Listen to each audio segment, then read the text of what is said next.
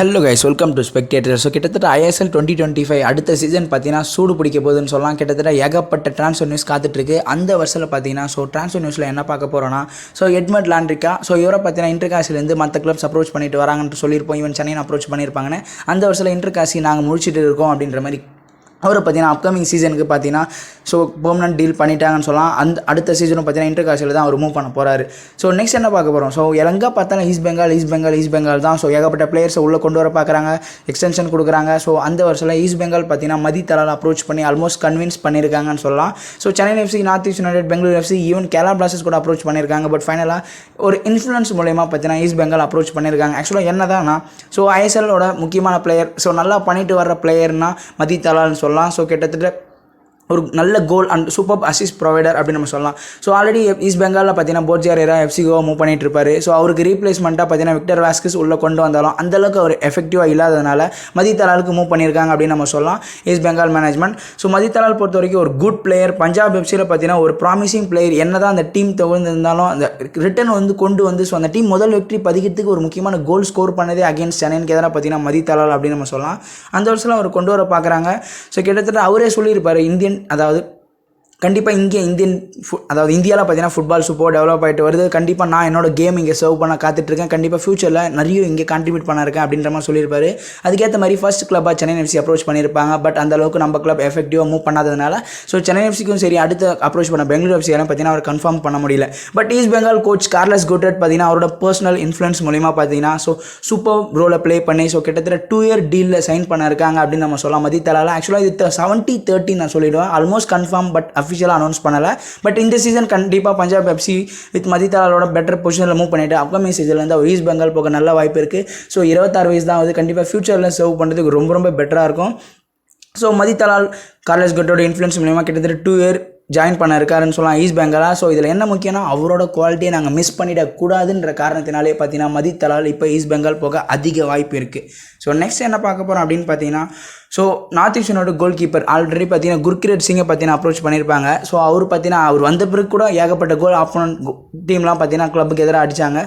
இப்போ அந்த வருஷத்தில் பார்த்தீங்கன்னா மிர்ஷத், இவரை பார்த்தீங்கன்னா கிட்டத்தட்ட 2-3 கிளப்பு பார்த்தீங்கன்னா அப்ரோச் பண்ணிட்டு வராங்க. பட் என்னன்னா, அவர் நார்த் ஈஸ்ட் யுனைட்டில் இருக்க போகிறது இல்லை அப்படின்னு நம்ம சொல்லலாம். அவருக்கு கான்ட்ராக்ட் எக்ஸ்டென்ஷன் கொடுக்கறத பற்றி நார்த் ஈஸ்ட் யுனைட்டட் டிசைட் பண்ணல. அந்த வருஷத்தில் பார்த்தீங்கன்னா இவரை பார்த்தீங்கன்னா ஒரு ஐலி கிளப், அது மட்டும் இல்லாமல் ஐஎஸ்எல் 2-3 கிளப் பார்த்தீங்கன்னா அப்ரோச் பண்ணிட்டு வராங்க அப்கமிங் சீசனுக்கு. பொறுத்திருந்து பார்க்கலாம் மிர்ஷத் எங்கே மூவ் பண்ண போகிறாருன்னு. அண்ட் ஜம்ஷெட்பூர் எஃப்சி இந்த அளவுக்கு இருக்கிறாருன்னா அதுக்கு முக்கியமான பிளேயர்னு பார்த்தீங்கன்னா எலன்சோ. அவர் கூட இன்னொரு முக்கியமான ஒரு மிட்ஃபீல்டரான யார் பார்த்தீங்கன்னா ஜெர்மி மன்சோரோ.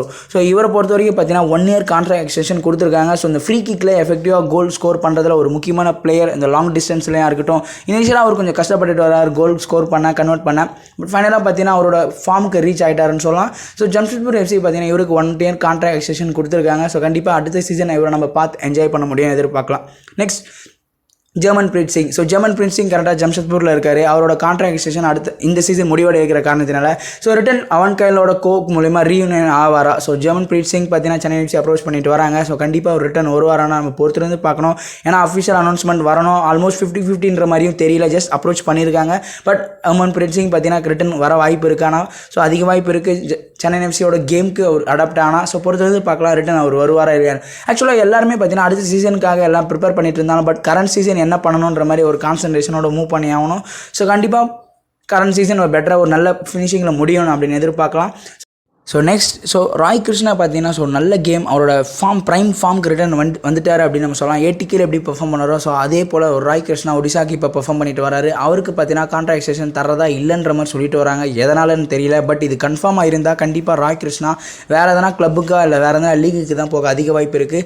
பொறுத்திருந்து பார்க்கலாம் அவர் எந்த கிளப், அவர் எந்த லீக்கு போவார்னு. பட் ஒடிசா எஃப்சி அவர் மிஸ் பண்ணுவாங்களா, இதை பற்றி உங்களோட தாட் சொல்லுங்கள். நெக்ஸ்ட் நம்ம சென்னை எஃப்சியோட பிளேயர்ஸ் இது வரைக்குமே அதாவது ரஃபேல் கெர்ராவுக்கும் நம்ம கான்ட்ராக்ட் எக்ஸ்டென்ஷன் கொடுக்கறத பற்றி பேசியிருப்போம். இப்போ அடுத்த பிளேயரான ரியான் எட்வர்ட் உள்ளே வந்திருக்காரு.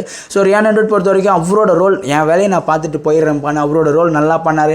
ஓவராலாக டீமோட மிஸ்டேக் மூலியமாவா என்னன்னு தெரியல. பட் ஓவராலாக சென்னை எஃப்சியோட பெர்ஃபார்மன்ஸில் அவரும் மாட்டிக்கிட்டார் அப்படின்னு நம்ம சொல்லலாம். இப்போ ரியான் எட்வர்டுக்கு கான்ட்ராக்ட் எக்ஸ்டென்ஷன் கொடுக்கறத பற்றி நம்ம சென்னை எஃப்சி டிசைட் பண்ணிட்டு வராங்க. கண்டிப்பாக ஒரு 1 இயர் கான்ட்ராக்ட் எக்ஸ்டென்ஷன் கொடுக்க அதிக வாய்ப்பு இருக்குது. பொறுத்திருந்து பார்க்கலாம் ரியான் எட்வர்ட் ரிட்டன் நம்ம சென்னையிலே அடுத்த சீசன் அவரோட கேம் சர்வ் பண்ணுவாரா இல்லையான்னு. நெக்ஸ்ட் இனிஷியல் டாக் மேக் பண்ணிட்டு வராங்க மறுபடியும் ஈஸ்ட் பெங்கால்னு சொல்லலாம். ஸோ யாருன்னா ராகுல் பேக்கே அப்படின்னு நம்ம சொல்லலாம். ஒரு பக்கம் மும்பை சிட்டி ராகுல் பேக்கேக்கு கான்ட்ராக்ட் எக்ஸ்டென்ஷன் கொடுக்குறதான்னு ஒரு ரூமர் கிளம்பினாலும் ஒரு பக்கம் ஈஸ்ட் பெங்கால் அவருக்கு அப்ரோச் பண்ணிட்டு வராங்கன்ற மாதிரி ரூமர் கிளம்புது. ராகுல் பேக்கே ஒரு பெட்டர் கிளப்பில் அவரோட கேம் டைம் அதிக கிடைக்கிற கிளப்பில் இருந்தால் போதும் பெட்டராக மூவ் பண்ணுவார் அப்படின்னு நம்ம சொல்லலாம். ஸோ பொறுத்து வந்து பார்க்கலாம். ஈஸ்ட் பெங்கால் எங்கேயும் அவங்களோட சம்பவத்தை பண்ணியிருக்காங்க, எங்கே மூவ் பண்ண போகிறாரு.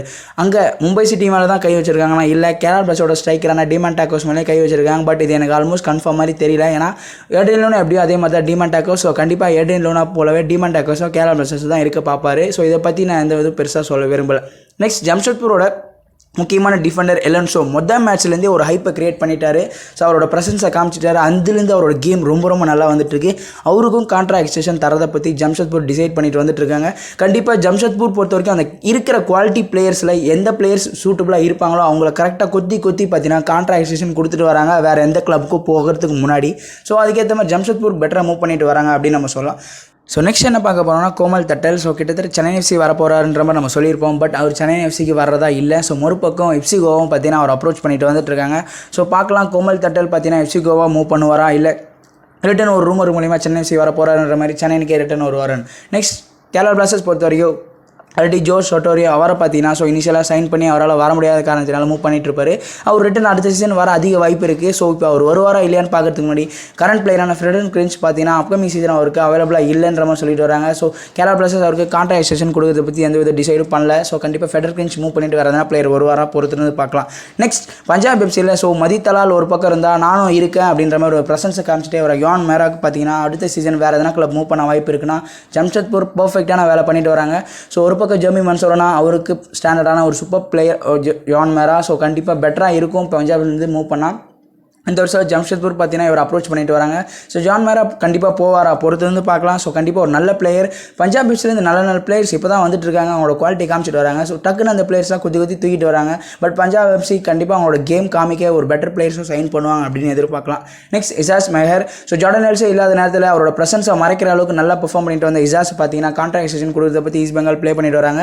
ஸோ இவங்களும் பார்த்தீங்கன்னா நல்லா பண்ணிட்டு வராங்க. எதனால்னா முக்கியமான பிளேயர்ஸ் யாரோ அவங்க டீம் தேவையோ கொத்தி தூக்கிட்டு வராங்க. பெட்டர் பிளேயர்ஸ் எல்லாம் அதுக்கேற்ற மாதிரி இருக்கிற பிளேயர்ஸை விடக்கூடாதுன்னு அதுக்கேற்ற கான்ட்ராக்ட் எக்ஸ்டென்ஷன் தந்துட்டு வராங்க. இவருக்கு மட்டும்தான் கான்ட்ராக்ட் எக்ஸ்டென்ஷன் தந்தாங்கன்னா இல்லை சால் கிறிஸ்போ இவருக்கும் பார்த்தீங்கன்னா கான்ட்ராக்ட் எக்ஸ்டென்ஷன் கொடுத்துட்டாங்க அப்படின்னு நம்ம சொல்லலாம். ஸோ ஒரு 1 year கான்ட்ராக்ட் எக்ஸ்டென்ஷன் கொடுப்பாங்க. இன்னும் பெட்டர் கேம் இம்ப்ரூவ் ஆச்சுன்னா ஸோ அடுத்து இம்ப்ரூவ் பண்ணிட்டு போவாங்கன்னு சொல்லலாம் east Bengal. I think east Bengal பண்ணதில் ஒரு பெட்டர் கேம்னா கார்லஸ் கியூட்ரேட். ஸோ அவரை கரெக்டாக சைன் பண்ணாங்க அண்ட் அவருக்கான பிளான் சொல்லிட்டாங்க. இதை தான் நீங்கள் பண்ண போகிறீங்க, ஃபியூச்சரில் இப்படி தான் இருக்க போகுதுன்னு. பட் என்ன தான் அவங்க அதுக்கேற்ற பிளானில் மூவ் பண்ணாலும் சூப்பர் கப் துராந்த் கப்பில் நல்லா பண்ணுற ஈஸ்ட் பெங்கால் ஐஎஸ்எல்ல பண்ண முடியல. ஸோ அதுக்கேற்ற மாதிரி அப்கமிங் சீசன் சூப்பர் பில்ட் பண்ணிட்டு வராரு அப்படின்னு நம்ம சொல்லலாம். ஸோ அசிஸ் மெஹர் அது மட்டும் இல்லாமல் சால் கிறிஸ்போ ஒரு செலட்டன் சில்வாவையும் பார்த்தீங்கன்னா கான்ட்ராக்ட் எக்ஸ்டென்ஷன் கொடுக்க போகிறாங்க அப்படின்னு நம்ம சொல்லலாம் ஈஸ்ட் பெங்கால். ஸோ எப்போ இதில் ஃபுல்லாகவே ஈஸ்ட் பெங்கால் அதிகமாக பேசியிருப்பேன். பட் கண்டிப்பாக மற்ற கிளப்ஸும் பார்த்தீங்கன்னா அவங்களோட கான்ட்ராக்ட் எக்ஸ்டென்ஷன் ட்ரான்ஸ்ஃபர் நியூஸை பற்றி பெட்டராக கொடுப்பாங்க. ஸோ கண்டிப்பாக எந்தெந்த கிளப்பில் எந்தெந்த பிளேயர்ஸ் இருக்காங்க, அடுத்த சீசன் எந்தெந்த கிளப் மூவ் பண்ண போகிறாங்கன்ற மாதிரி கம்ப்ளீட் இன்ஃபர்மேஷன் தெரிஞ்சுக்க ஸ்பெக்டேட்டரை ஃபாலோ பண்ணிக்கோங்க. அண்ட் உங்களோட தாட் நீங்கள் கண்டிப்பாக தெரிவிப்பீங்க எதிர்பார்க்குறேன். Let's go Indian football.